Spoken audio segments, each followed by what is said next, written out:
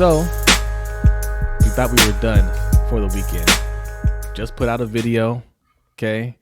The Ravens missed out on T.Y. Hilton, but Sammy Watkins is still available. I thought it was safe. I put it out. I was ready to take my nap because I'm old. And no, there goes the news. We signed Sammy Watkins. All right. And then this one over here telling me we got to record a video. And I'm like, no, I want to take my nap. I'm not old. You're old. Yeah, so Sammy Watkins signed 1 year, $6 million.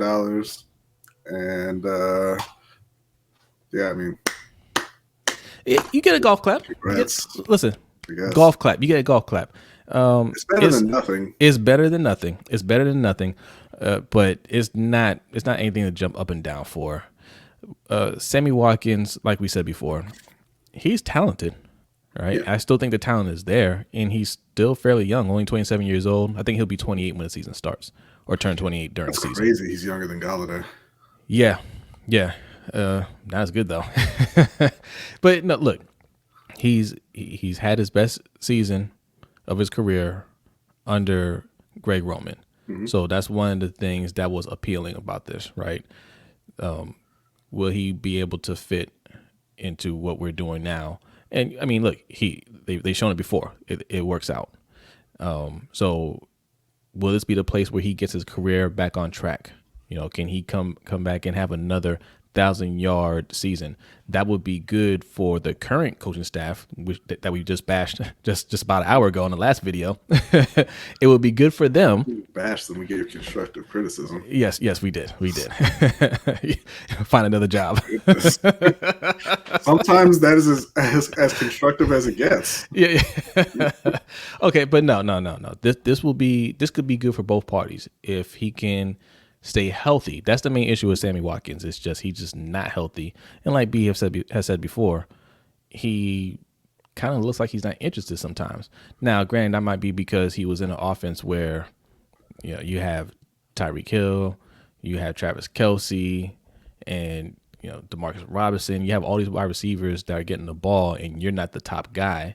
So you kind of get in where you fit in.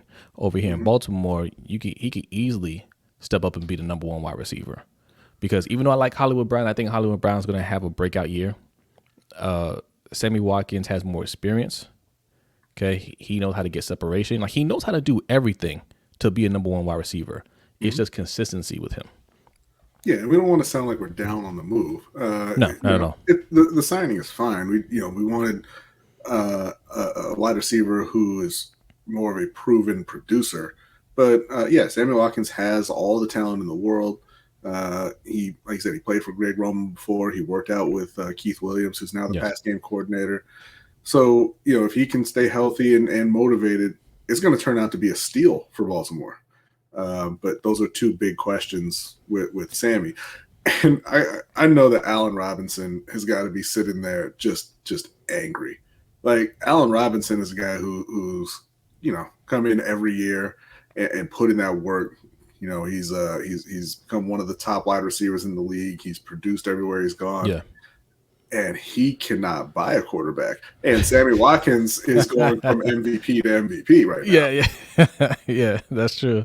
That's true. But Allen Robinson is going to get paid for this year, and he'll get paid again next year. Mm-hmm. You know, for everybody that's talking about this wide receiver free agency and not being worth the money, I mean, you got to – look, you have to understand value. You got to understand the market. All these players are being underpaid. Kenny Galladay, you're going to find out next year, he got underpaid because Allen Robinson, although like B said, he might be mad that he has to go through another year with a bad quarterback. He's going to play well because he always performs. And next year he's going to make more than $18 million a year. He's going to be making in the 20s. We didn't get the deal done for Galladay. I think the Giants really won there. Right, Galladay is a very good wide receiver. We didn't get Juju. We didn't get anybody. We didn't get Corey Davis for $12 million or $13 million, whatever it was. That was a good deal, I think, as well. Yeah, didn't get Samuel. So, I mean, given the situation, and you know, like we said before, we missed out on T.Y. Hilton. Getting Sammy Watkins could work out for both sides, right? I mentioned Sammy Watkins could have a chance to get his career on track. That could help build the reputation in Baltimore, right? Hey, a wide receiver can come over here and thrive. So that will bode well for next year because there's going to be a lot of wide receivers in free agency next year because a lot of wide receivers want to take that 1 year deal to make the money next year. But it's going to be the same thing next year. If you want somebody with talent, you have to pay for them. Yeah, And if even Sammy Watkins turns out to be a steal, you're going to have to pay for him next year. exactly, that's exactly what I was going to say. If Sammy Watkins does have a bounce back year, he'll only be 28 years old, right? He'll only be 28 years old, and he's going to want to get paid. You're going to go right back to Kansas City. So at this point, I can't, I don't want to give DaCosta too bad a grade on the offseason so far, but it can't be an A, right? We wanted Absolutely them to not. address wide receiver and the offensive line, and they've done that. They Yeah. got Kevin Zeitler and Sammy Watkins. Zeitler, I think, was a better signing than Watkins. But again, even in that instance, they didn't go after the top guy on the market. But at this point, it's you can't really be upset with Baltimore. They did address their two biggest needs. At this point with wide receiver, you're still going to have to invest a high pick, I think. And that's also true on the O-line.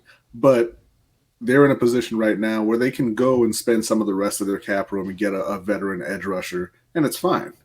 Yeah. And they can address the offensive line and wide receiver some more at the end of April. True. Yeah, if I had to grade it, I would just give him a C, to be honest. And look, a C is passing, right? A C is passing. They weren't nearly aggressive enough to get a good wide receiver. I mean, Kenny Galladay should have been the guy. Let's just be honest. He should have been the guy. Or if you really wanted Juju, I get it. Juju decided to go for Pittsburgh, but Corey Davis, right? We were linked to Corey Davis. Everybody was saying there was strong interest there, and they just didn't get it done. And he didn't sign for that much. So no, I can't give you a high grade for getting Sammy Watkins, literally the last wide receiver left, because you brought him in for a visit and then tried to make T.Y. Hilton an offer, and he ghosted you and signed with the Colts. So you went back to Sammy Watkins. So no, I'm not giving you a lot of credit for that, but we do think Sammy Watkins is an upgrade on the team, a small upgrade, but he's an upgrade. I would have given him a C plus had they gotten Jihad Ward back also, but they kind of they played around a little bit and let I shouldn't say played around. I don't think they really wanted him back. I don't know what the deal was between them and Jihad Ward, but it doesn't seem like they wanted him around. Yeah, I don't know. I thought he played well. I'd have loved to have him back. Look, I mean, listen, this hashtag defund the defense, but like we said, we're not anti-defense over here, right? I'm a defensive guy, and I thought Jihad Ward coming back, Tyrus Bowser coming back would have been really good for the defense. That way we wouldn't have to spend so much getting the edge or work on the D line. But they let him go. They did bring back Tyrus Bowser, so that's good. Pernell McPhee, Pernell McPhee is a solid player, but he is one of those guys where you look at and be like, you have to be able to move on from him. Yeah, he certainly was a solid player. That's true. Yeah. No, he was a solid player. He was a solid player last year. I like him. Yeah, he was. Sure. He's like he was very solid. So go out and sign an edge rusher. I can sense the sarcasm in your voice. Go ahead and sign an edge rusher, and it's all good. I guess, man. I want to see them make a trade at this point, or don't do anything. I feel like I don't think it's real. I don't think they're going to trade for a wide receiver, which is what I would want them to do. I think they're going to try and move Orlando Brown for picks, and they're going to invest those picks back into the O-line, which they should. Yeah, and I agree with that. It's fine. So pick 27 needs to go to a wide receiver. Kadarius Toney, Terrace Marshall. I mean Rashad Bateman if he's there, obviously. And then, like I said, the whatever you get for Orlando Brown has to be invested right back into the O-line. And then, on day 3, go wild. Get yourself 2 edge rushers if you want. Yeah. So, still early. The draft isn't here yet. We'll start talking some more draft stuff here in the coming weeks. And like B said, if they get the trade done for Orlando Brown, we're assuming that's going to be a first round pick.